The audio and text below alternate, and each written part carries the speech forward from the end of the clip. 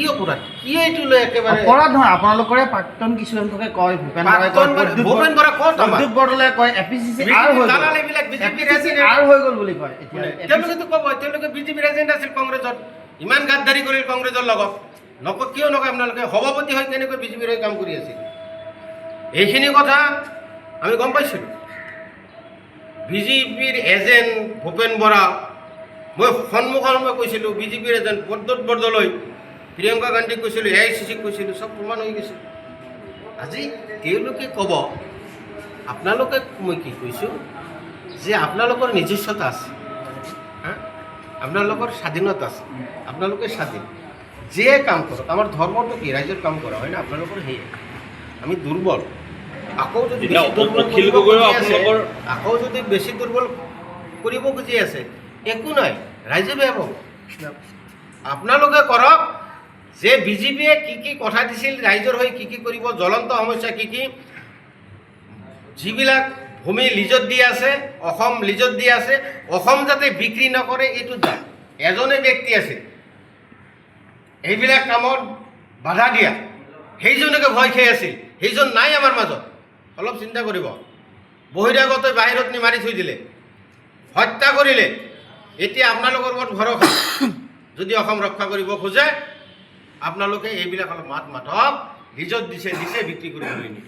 আপুনি কৈছে অখিল গগৈ আপোনালোকে দুৰ্বল কৰিলে বুলি কৈছে বিজেপি অখিলেও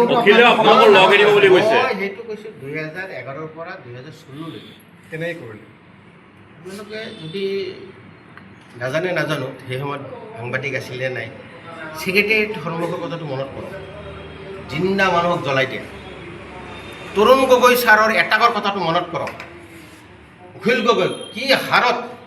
এটাক কৰিছিল মাৰাৰ প্লান কৰিছিল অলপ মনত কৰক 11ৰ পৰা কেনেকৈ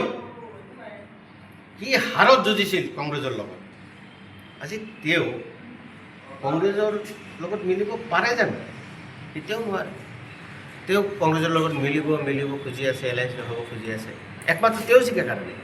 এলায়েন্স নকৰে কয় গাদ্দাৰ কংগ্ৰেছ আৰে তোমাৰ লগত এলায়েন্স নকৰিলে কংগ্ৰেছ গাদ্দাৰ হয় যি কংগ্ৰেছে ভাৰতবৰ্ষ স্বাধীন কৰিছে লাখ মানুহ এই কংগ্ৰেছৰ নেতৃত্বত শ্বহীদ হৈছে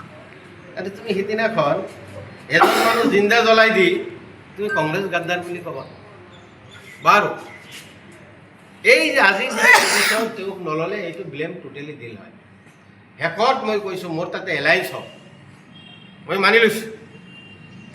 মোৰ কোনো নিমত নাই আকৌ যেতিয়া ৰিজাল্ট বেয়া হ'ব অখিল গগৈয়ে ক'ব এই যে একে ৰচিদ আলমক ছেভ কৰিব গৈ এজন মানুহক ছেভ কৰিব গৈ গোটেই অসম ডুবালে এই কেছেটটো বাজাব নহয় অখিল গগৈ মই জানো নহয় তেওঁক যিকোনো খবৰৰ বাবে যোগাযোগ কৰক আমাৰ এই নম্বৰত 9181 307 221